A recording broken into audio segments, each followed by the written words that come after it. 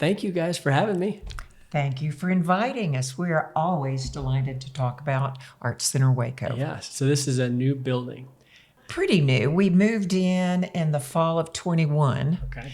And it was, what did it take, about a year and a half, Jill, to rehab it?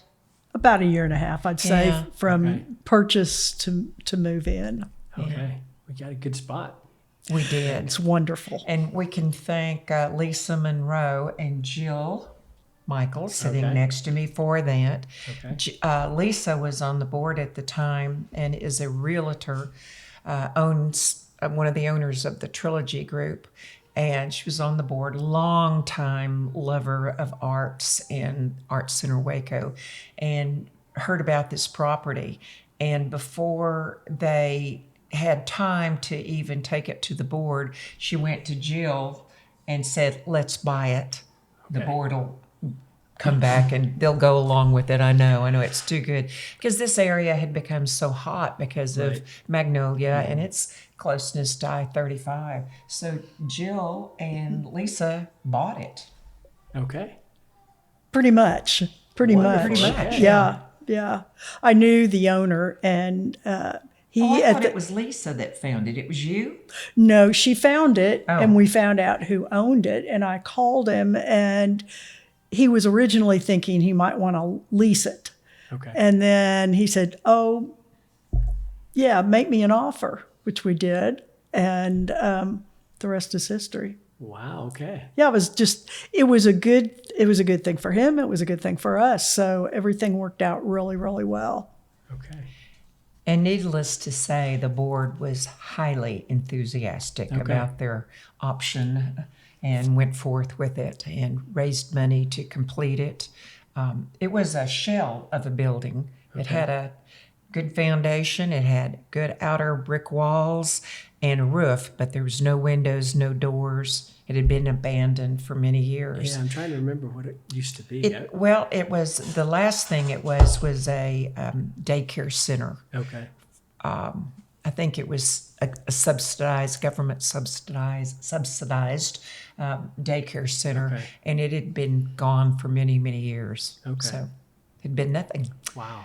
But it had good bones, and then at that time we had on our board, you all brought on the board. Jill was on the board at the time of the purchase. I wasn't, but Grant Dudley entered, and you all got him on the board, right? Well, what we did prior to buying the building was we knew we were going to move, but we didn't really have an organized plan. So we sat down and did a big strategic plan weekend. It was a 2-day event. Best thing we ever did. And we all came away with different grocery lists of what we needed to do for membership, for exhibits, and for the building. And there was a group. We were called the Cadre Locale. And we were charged with finding a location that was probably affordable. And of course, this was when the real estate Was booming. was just starting to take off. And we made offers on more than one building and just lost out, Really. even over asking price. So when this came along, this was just a great opportunity for us. But we had a real estate person, we had an educator, we had people that just loved art, passion for art, an architect. So we had a very well-rounded group, and we really bonded and enjoyed not only the process, but we enjoyed each other. And I think that made that committee so successful. And then as time went on, Alyce became involved as well. And Or re-involved. re-involved, I You'll should hear say. about that later. Okay. Yeah. Okay. Yeah, when art is a passion and you see things moving, you wanna get on that train. Yeah.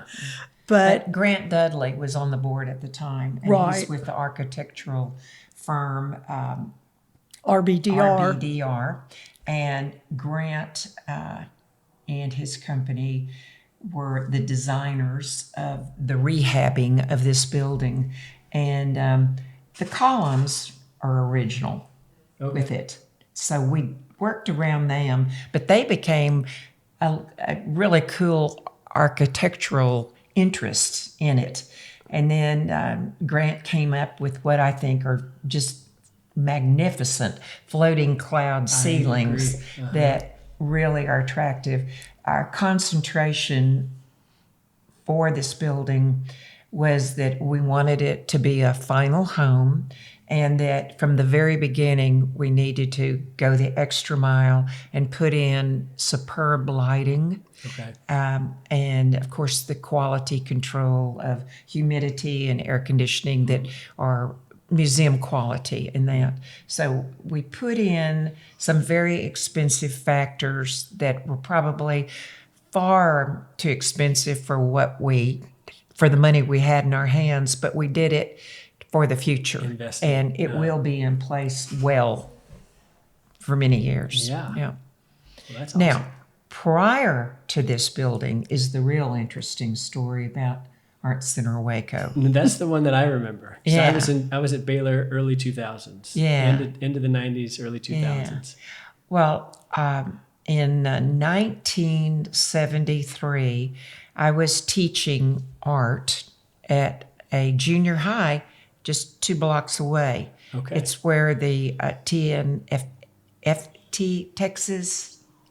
TFNB, I get all my letters mixed up, is now. Okay. No, that's where I lived, was down in that area. Okay. The next block is now apartments that they call the West End condos. Okay. And the old part of it is South Junior, where I taught. Okay. So anyway, I was teaching. My husband was in his last quarter of law school, and a lady named Temis Warner, that is still a friend today, came to me as a junior league provisional, and her duty was to inform all of the art teachers in Waco and the surrounding communities about the soon-to-open Art Center, which was originally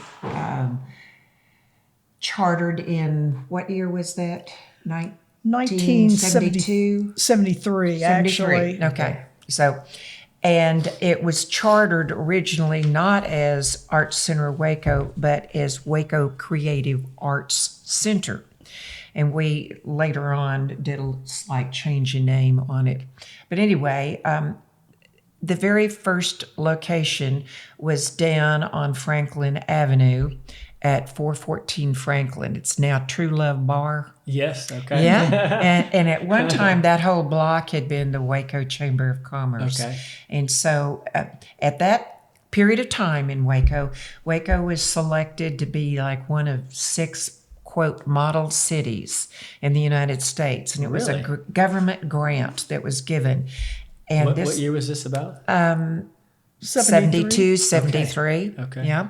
It went on for 2 or 3 years. It's when we took downtown Waco, which had 2-lane streets, and turned it into a pedestrian mall. And it kind of killed downtown. So they've since turned it back to traveling by car streets. But so the money came through Model Cities grant, but the Junior League of Waco took it on as a project. And the ladies that formed the first board of Art Center Waco, I believe, were probably all Junior League ladies that were very interested in the arts. And they were the workforce behind it for the first several years. Not teaching, but getting it going, getting funding, getting publicity, getting it worked. And so it got started there, and I became a member. And as a matter of fact, I was a scholarship student the first spring that it opened. Model cities allowed for 50 scholarships, and based upon income, and because of my husband's lack of income, and I was a school teacher, making $5,000 a year, I think. It could have been 6, but I think it was 5. Anyway, I qualified as a part-time scholar. So anyway, so, and then I started teaching and helping out, part-time teaching. So I've been involved with the Art Center the full 51 years now, as well as a few other people still alive. But most of those ladies that got it really off the ground have since passed. There are a few still around in Waco and still arts. As a matter of fact, you told me a statement about Beth. Beth Mayfield was one of the original ladies. She's an artist in her own right, and she would come and they'd have an open studio on Wednesday nights for painting. She's quite accomplished. And she said the friends that she made during those painting classes, she has kept for the rest of her life. Wow. And I think that's one of the things when we were designing this new space that we really took to heart. Art centers and art museums were places where you would come and maybe hear a lecture, have an artist tour, look at paintings, sculpture, what have you. But now they're gathering places, social gathering places, in addition to the traditional things. And so when we went to look at, when we had our strategic plan, our current mission statement, we felt compelled to not change it so much, but just update it and add some of those things that we wanted to do and really cement to the community, this is an art center for everyone. We don't charge admission. This is free. There may be a few special events where we sell tickets, but on any given day that the Art Center is open, people can come in during regular hours and look at the exhibit. We even have free family days. I'm sure Megan will talk some about that, our executive director, but this should be a very accessible place for anybody in Waco or anybody that visits Waco. So it's not an exclusive place at all. It's for everyone. It's for the community. I didn't realize there's no admission charge. No. That's awesome. No, if you feel compelled to give a little bit of money, you We can. have a donation box. Okay. And we do have membership Okay. that helps absorb some of the cost. Okay. Other than that, we exist on grants and just gifts from some of them are in-kind gifts from businesses. Others are, recently, one of our original board members' husbands passed away, and in his will, he left us some money. And so that happens every once in a while. Wish it would happen more. Don't want them to pass, but it's nice to be remembered. But we do get some nice donations from local citizens, but also from grants. Okay. Mostly we're supported through the Cooper Foundation and Waco Foundation. I'd say the majority of our grants have come through. Especially when we were in the building phase. Yes. Okay. And we did have people in the community that stepped up, like RBDR. They did, they're an architectural firm. Okay. Had a board member on the board at the time, but they did all of their plans gratis.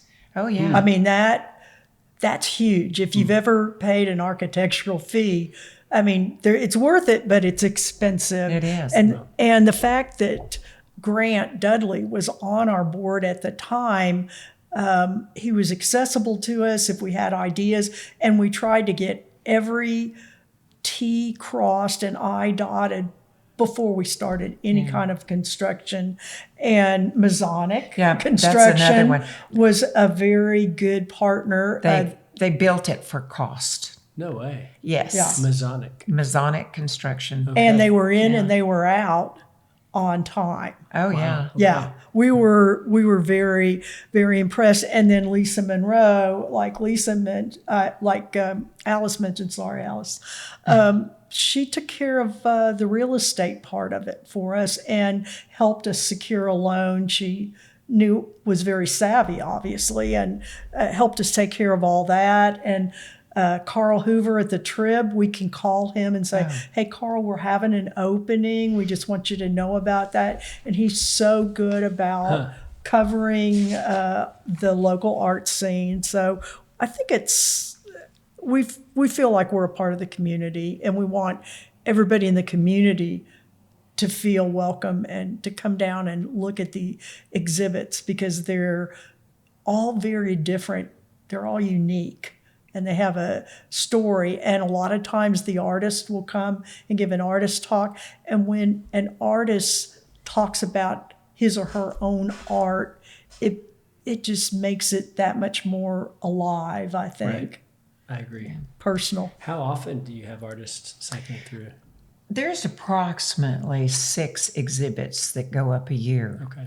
They all stay up approximately 6 weeks, but give or take a little bit. We have occasionally, well, our opening exhibit was Kermit Oliver.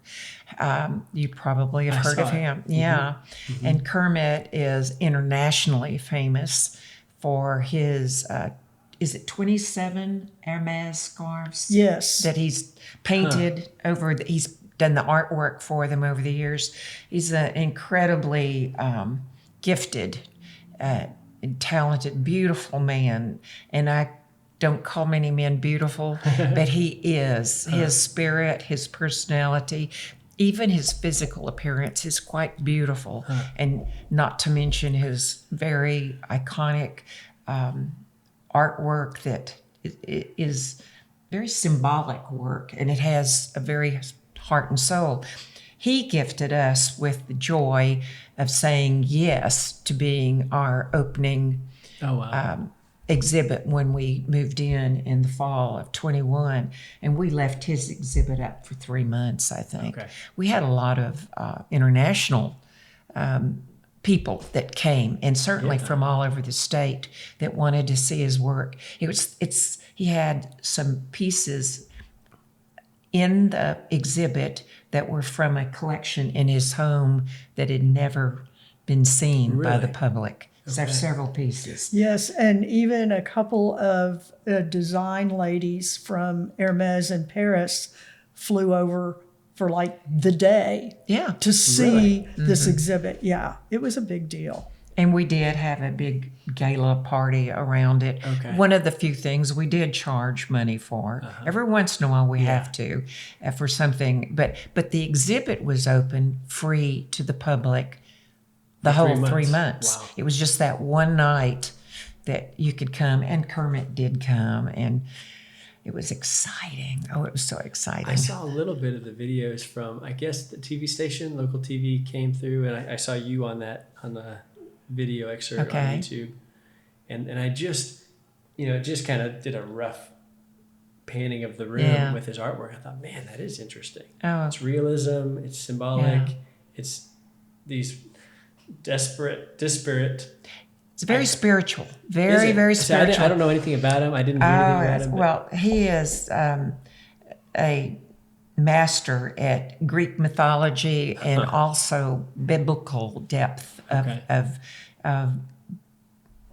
knowledge of just the Bible in general. But he has a great sense of spiritualism in quite a few of his paintings. There's incredible depth in each painting, and he has repetitious symbols that show up in quite a few of them. Really? For example, some of his animals, the turtle, the hare, the rabbit hare, the butterfly. Yeah. These all have great symbolism, both theologically as well as Greek mythology. Interesting. Yeah. And his symbolism transcends more than Christianity or Judaism. There are lots of different symbols. And he had one painting on this far wall, and one of the objects in it was a dog, and the dog was painted in this kind of, it looked like he had taken a wash of very translucent white paint. And we kept thinking, what is that? And then we realized, I asked him, and he said, oh, that's Cerberus, the dog from the underworld. He's not alive. And that's how he portrayed that he wasn't. He was dead. He was a spirit. He was from the spirit world. He wasn't of the earth. He was correct. spiritual. And I loved seeing those types of symbols, and the number of kids that came through this exhibit and experienced that beautiful artwork and the imagery.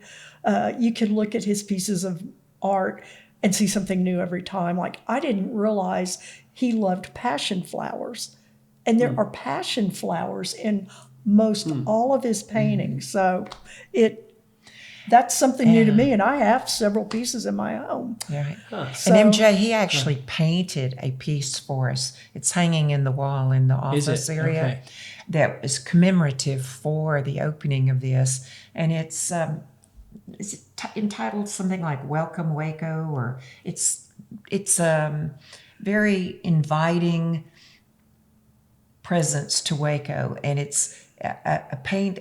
The person in it is actually his daughter at a much younger age, but it's filled with symbolism. There's a loaf of bread there that's been broken, which is symbolic of wanting to share and to comfort, to feed, to help out. But anyway, we've had some fabulous exhibits over the years. We really have. And that was the second time we had Kermit, but that was very exciting. Actually, we've had 3 exhibitions from Kermit. One was in the late 80s. Okay. One was in the early 2000s, and then the one to open this new building. Okay. I wasn't aware of the first one, I guess. I wasn't aware of. That's where I first became familiar with him about 35 years ago. So. Wow. He's not local, is he? Yes, he is. Yes. He's local. Wow. He okay. is a very well-kept secret, and it's only because he wants his existence to be Normal. very normal. Yeah. He is a retired postman. He worked at the post office at night as a sorter for 40 years, I think, total. What? And he did that so then he could have time during the day to paint. Kermit does not paint to make money. He paints for the pure love of painting and the joy of expressing himself to others and being able to. So he's very, well, he couldn't afford to not work at first. I suppose he could definitely now, as his paintings command quite a large sum. Great. But he has retired and he misses it. But The post office, you mean? yeah, he misses it terribly. But he has a small home that his wife inherited from her grandmother many years ago. That's what brought him to Waco. And he uses a bedroom as his studio.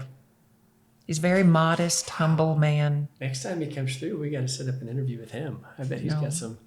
Good luck. Yeah, right. He's not on. No, he's not exactly the type that likes to be interviewed. He's a private But he person, might, and we very much respect that. Yeah. Wow. But we're indebted to him. He's been wonderful. He seemed like a kind man. He seemed nice on the.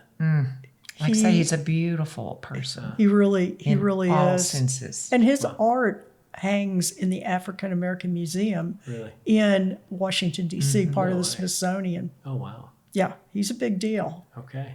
Big deal. I want to ask I'm so interested how both of you got into art.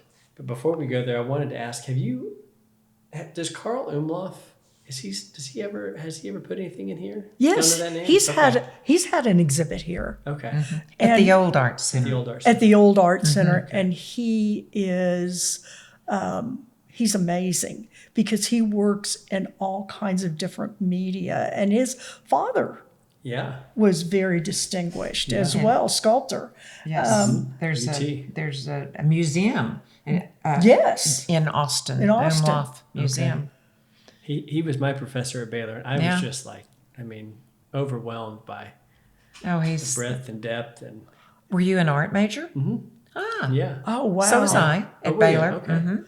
Well, I love the idea that you know, he was experimental in a period of time where a lot of people were playing it safe. Yeah. And he was pushing the boundaries. Every boundary.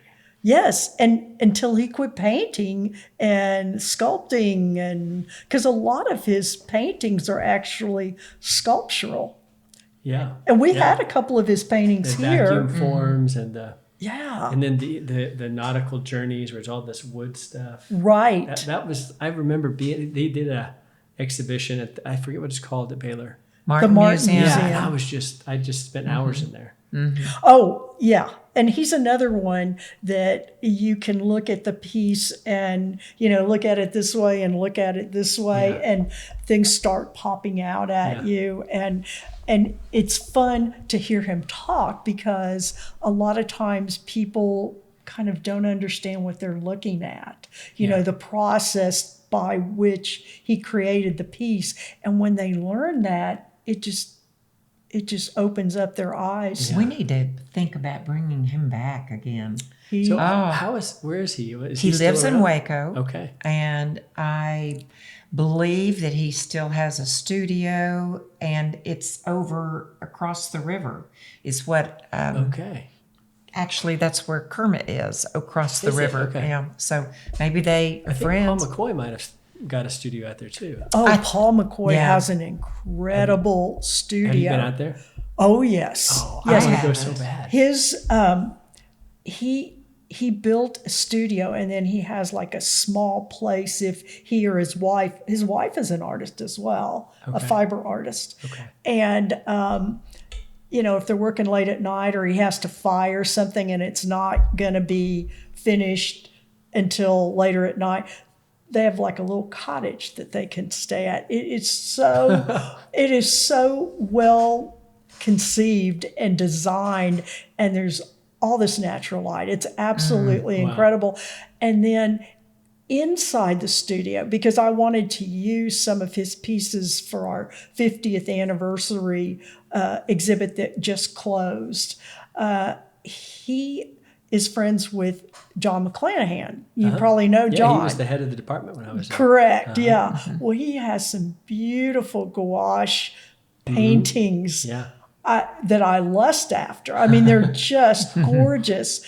And Paul has several of those in his studio as well. Really? And they're friends, obviously. Yeah. But I love the idea that the two of them collaborate and actually, you know, finding some of these pieces of art for us to put in the exhibit was kind of like going on a treasure hunt. Wow. We found some really cool stuff, cool stories, and it just, I mean, I really had not seen a part of the body of work that John McClanahan had done.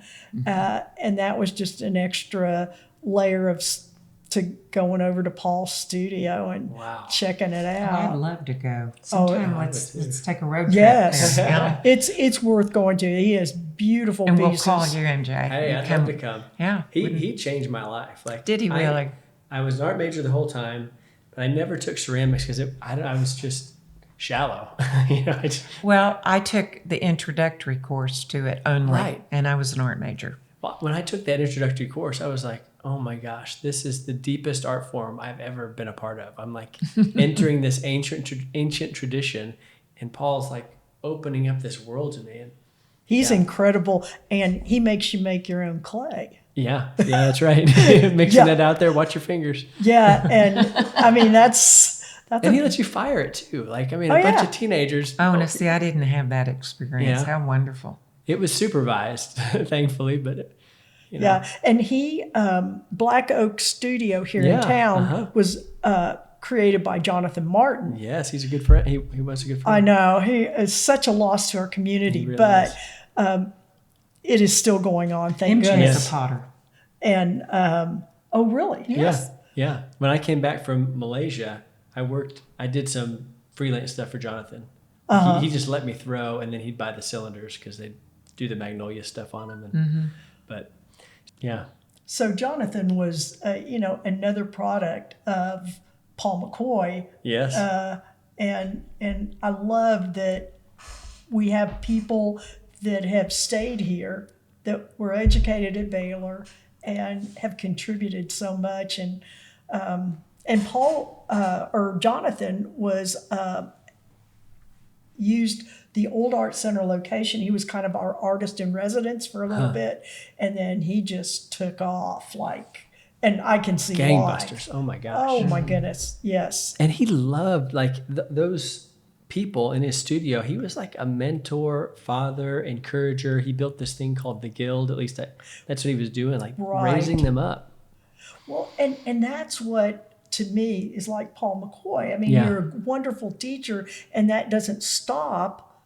That goes on, and that's what really lifts you up, like Jonathan was, Right. I think, to the next Right. level of expertise and mastery, because you want to pass on your gifts to others so that they can continue on. Yeah. So, Wow. Well, do you mind if we jump into your story, like how you got into this art world? Oh, well, I came from a family, looking back, Okay. you can see that my mother was very artistic in her own way. And she never painted. She did actually do a lot of fiber art, and she did a lot of floral arranging, and she did some clothes designing, but she just had an artistic eye. My father was a career military, Air Force man. I had the fortune of the majority of my childhood growing up in foreign countries. Really? My father and mother were avid about us experiencing the local scene. We never lived on the Air Force bases. We always lived in the towns and really absorbed the local culture. And Daddy was quite a historian, so he was always interested in us seeing the museums and the cathedrals and all. And so his eye was artistic, but more from a historian's viewpoint. So I just always remember liking to piddle in art. Wow. I've never considered myself an outstanding artist. Not even, I'm above average. That's all. But my interest in it is keen. And I thought that my ability to teach it was very good, if I can compliment myself. Yeah. But I never was a particularly good painter, above average. But it was in teaching and trying to instill a creative eye in others that I think was my talent. And many, many years at the old Art Center, I was a docent, and we had a program back in the days where kids could take school trips easily and often. We brought every 5th grade, I think it was, class into the Art Center for a tour of an exhibit at least once a year. And we even did some of the surrounding communities. So for at least one day a week, I was a docent to doing students. And I think that I have a huge blessing in that I have an eye for seeing the world in a beautiful way. Just God-given, artistic, insightful way that I would love to be able to bestow upon other people. Yeah. I think living overseas does a lot of that. Yeah. Because you just have to swim in someone else's water, and then Yeah. you realize the water you've been swimming in your whole life. That's probably true. Now, Jill has a very different story. Yeah. I know, but I wanted to just continue hers just Come on, a do little it. bit more, in that she has a daughter who I do. is an artist, Yeah. Stephanie, By profession, yeah. and she's wonderful, and she exhibited here at the Art Center. Okay. An artist by profession. Yes. In Austin. Yes. Very contemporary. Okay. What's her media? Acrylics and oil. Okay. Not always on canvas, but Okay. yeah. A lot. Wow. Yeah. Yeah. Well, I am different, but I did grow up in one town in the United States, which is different from Alyce. Yeah. Okay. But I was very artistic, and I love to paint, and I love to photograph things. Oh, I forgot to say that. I like to photograph. Okay. That's more my medium Okay. now than anything. And I could see things three-dimensionally, which is a little bit different than other people. Yeah. And so I parlayed that into a job. I became a dentist, and there's a ton of artistry in dentistry. Yeah. There really is. Mold making, casting. All of Yeah. that. Yeah. Yeah. A little bit of jewelry, a little bit of sculpture. Yeah. I hadn't thought about that. And just observing things and observing a patient and what their needs are. So that really was so fulfilling to me as a career. I mean, it was such an honor to do it, but for me personally, it was very fulfilling. And now my kids became very artistic as well. 3 of my 4 kids use what they learned from their art teacher in high school, which was Kent Garrett. He's an amazing artist, art teacher. But my oldest daughter is a dentist, and my middle daughter is an English teacher and curriculum creator. But all of that and she writes a ton. And then my youngest daughter is a interior designer and landscape architect. So, I mean, they all used art. We used to have Sunday afternoon art classes here. And when we were at the old Art Center, it was wonderful. And they would come away, and they had wonderful teachers like Gigi Migdal, Harriet Hayward. Chesley was current board member. On our board right now. They just loved him. And it was a wonderful way for them to not realize they were learning something, but they were experiencing something and learning something. Wow. And that just was so fulfilling to me. So we both passed on our gifts Yeah, to right. our kids. And like I say, that gift is just being able to see the world's beauty instead of seeing only the problems, the corruptness, the filth, the dirt. I mean, now I look at graffiti even differently. I don't look. I know. I do not look at graffiti as trash. I look at it as someone's expressing themselves. What are they trying to say? When several years ago, my husband and I went on a cruise that down to the Baltic Sea and went through a lot of worn, torn Eastern Europe. And we were just appalled at first when we saw these gorgeous, historic, beautiful cathedrals with graffiti all over them. And I said to our tour guide, I said, why? And they said, these people have been so shut down in communication for so many years under communism. Now that they finally can express themselves, they want their word to be known, and that graffiti is their message. Wow. And it reminds me back, our very first artwork was basically biblical artwork because the world was illiterate, and this was the way we taught the Bible was through art. And so people are speaking. So it's fun. And I like that because I really wanted to tell a story about the fact that art is not directed necessarily unless it's the funnies or something like that. But when someone goes out to create a piece of work, they want to speak to everyone. They don't want to just speak to one person. And what that piece of art says to someone may be different to me than it is to Alyce or you, but it should speak to you. And I was telling Alyce a story before we came in here, and I've told it before, but recently we had 2 very, very supportive people in the community pass away. One was Carol Crossway, and the other was Sarah Humphreys, and Margaret Brown. And Margaret Brown. Yeah, Oh my gosh, 3. yeah.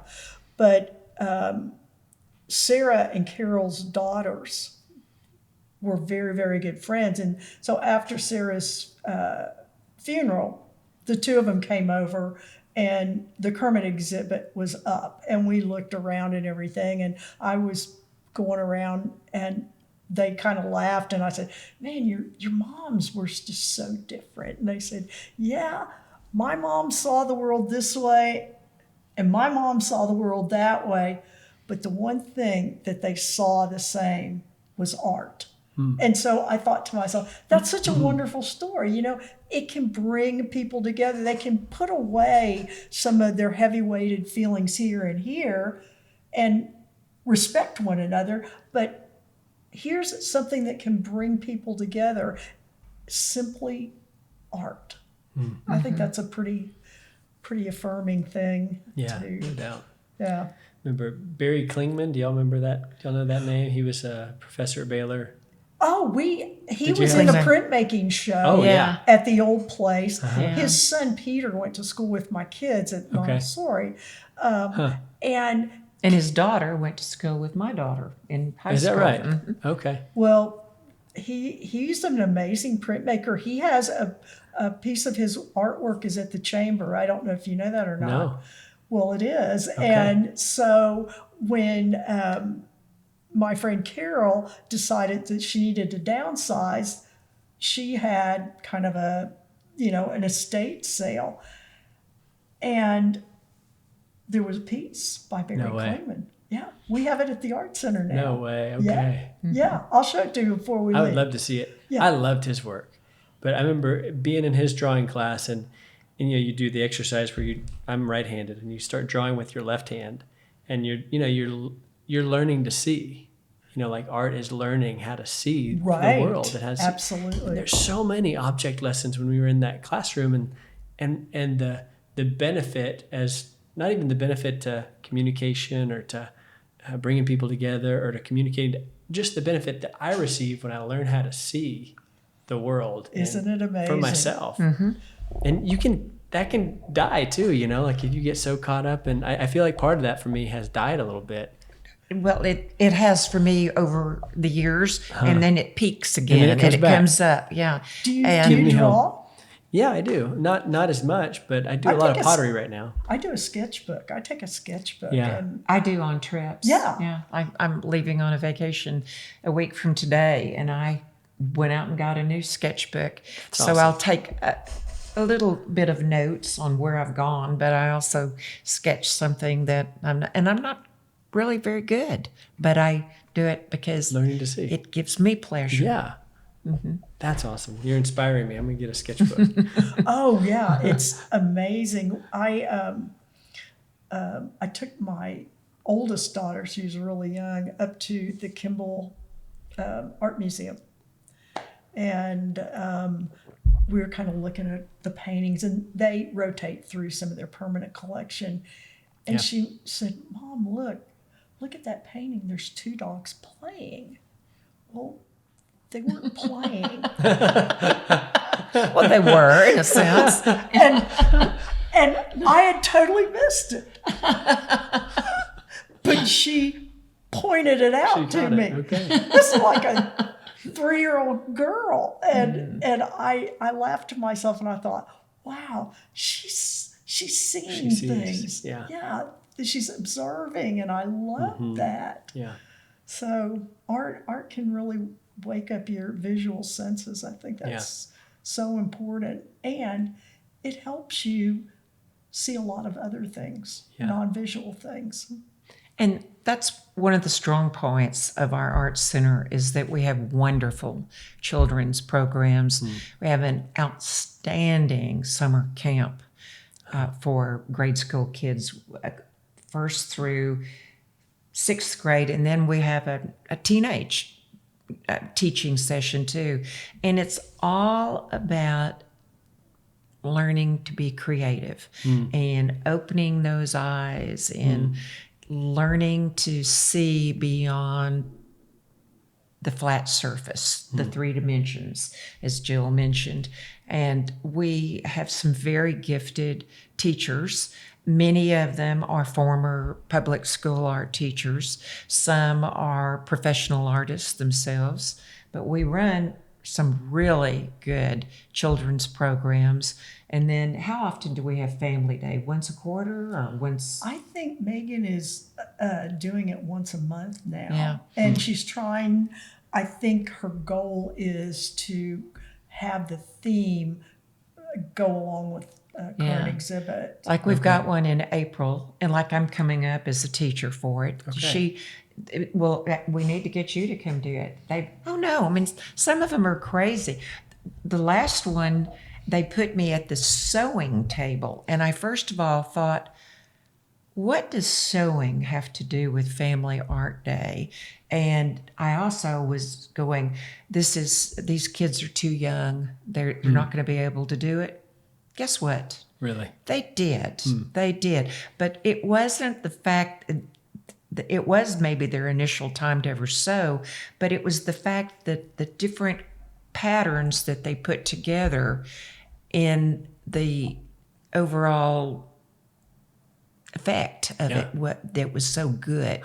So but I mean, they have things that you're going, well, face painting, what's so artistic about that? Well, it can be. Yeah. So it's all these exercises, like you said, your professors put you through, that gets kids to open up, to be creative. And then they often have an art class that is in conjunction with the exhibit that's up. So I don't know on this particular one, but they would have done a calligraphy class, for example, because of the illustrations in the calligraphic manner of our exhibit that's up now. So we have a lot of strength in our children's programs, I'd say. Yes. And hopefully we're going to grow our adult programs too, offering painting. And I know Megan is just starting like an open studio for artists, similar to what I think one of our founding board members, Beth Mayfield, did, was go to evening painting sessions. And you can paint on your own, you bring your own supplies, but there's something about the buddy system, Right? Yeah. that's kind of nice, and somebody can go by, oh, I like that, and you know, it's show me how you did this. Right. Yeah. Yeah. Yeah, that was always a part of the art department over here at Baylor's. Okay, stop, and figure drawing or whatever, and then walk around, and Barry would explain this and this and this, and learning from each other. Definitely, you get more in community in a lot of senses. I think A a lot of life. times you really do. Yeah. There are a few painters artists that love to be just, they don't want anybody around. They want to just, like Mark Rothko. His wife would go off and she'd leave the kids with him, and he's like, I can't do anything. I can't watch them and paint. And so they became artists. He'd give them stuff to do. But it's sometimes you have to really turn inward when you paint. But I think for me, I like the group setting because I like to either be affirmed or corrected. Yeah. So. Wow. Well, you guys have quite a bit of notes. What are some things on there that you were thinking, I'd like to share this story? Or we've talked about so much on here. I really think that we've pretty much covered Almost all Yeah. of it. most of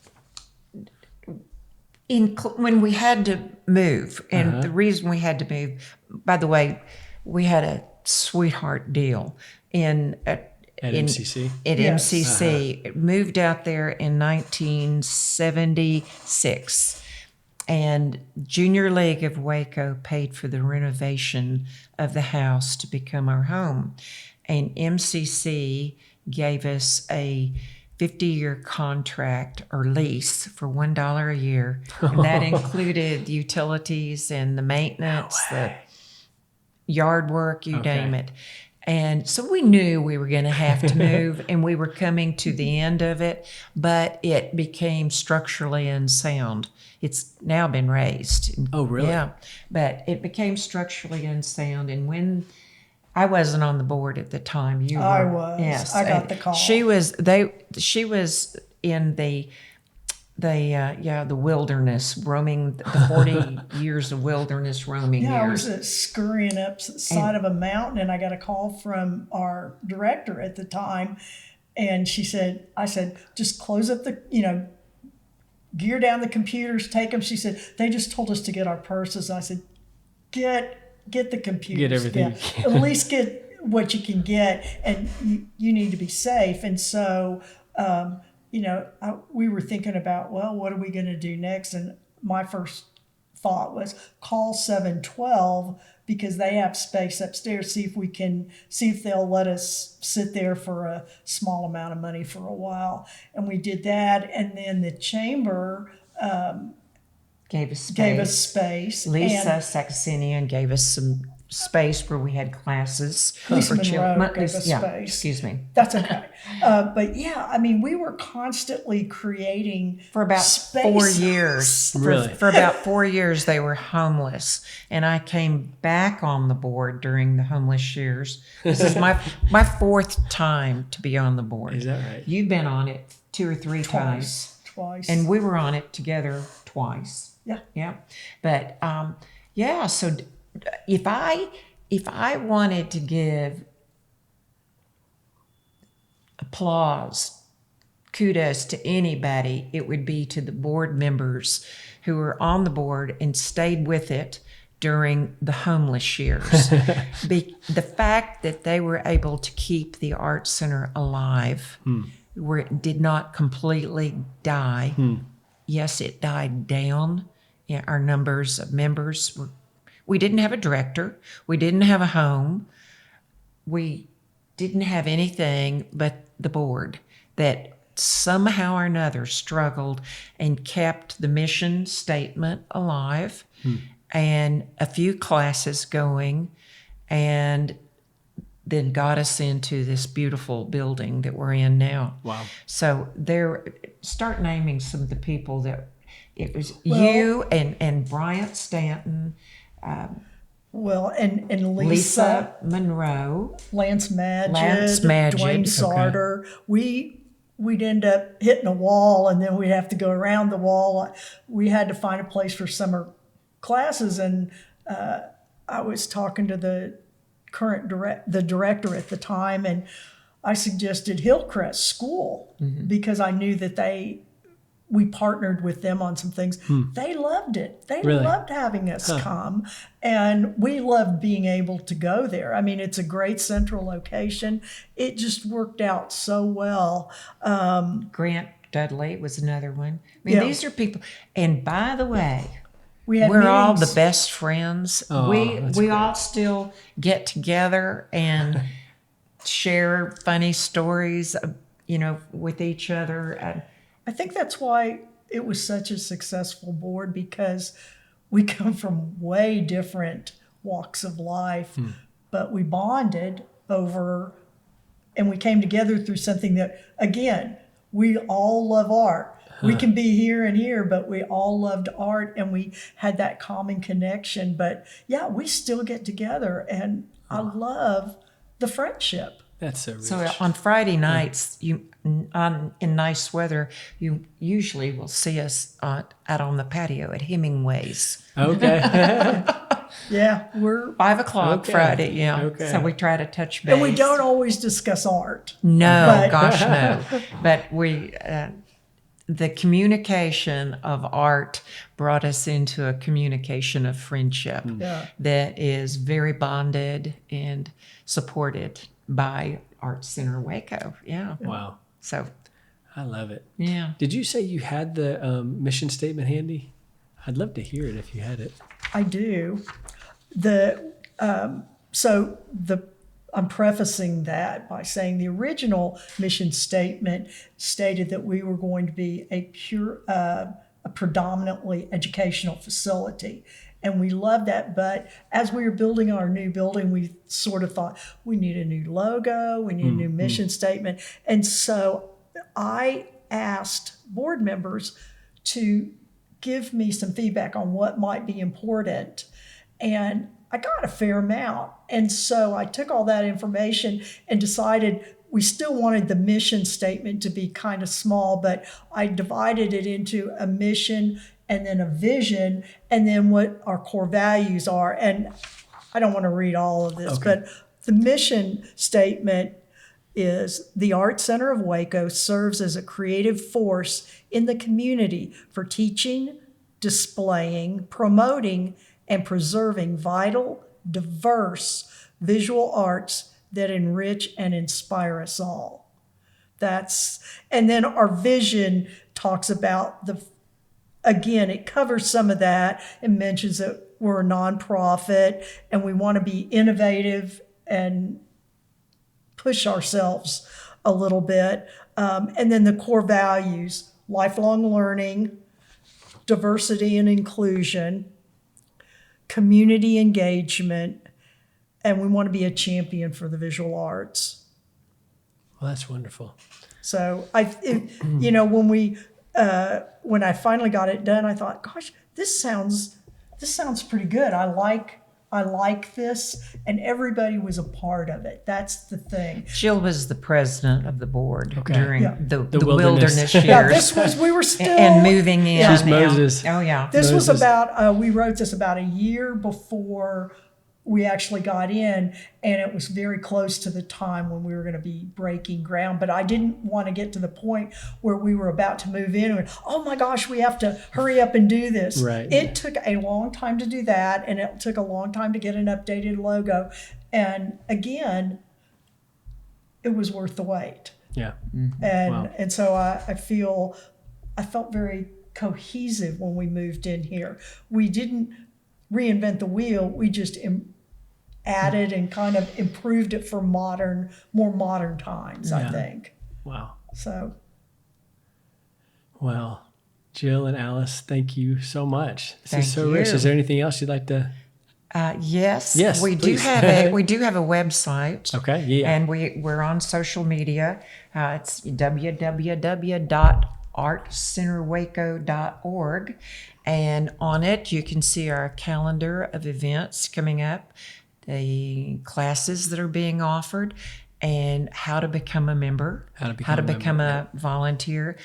We have 5 or 6 different categories of membership, starting at a student level, going on up. So it's affordable, very affordable. Wonderful. And we need that participation from our community in membership and attendance. Okay. Yeah.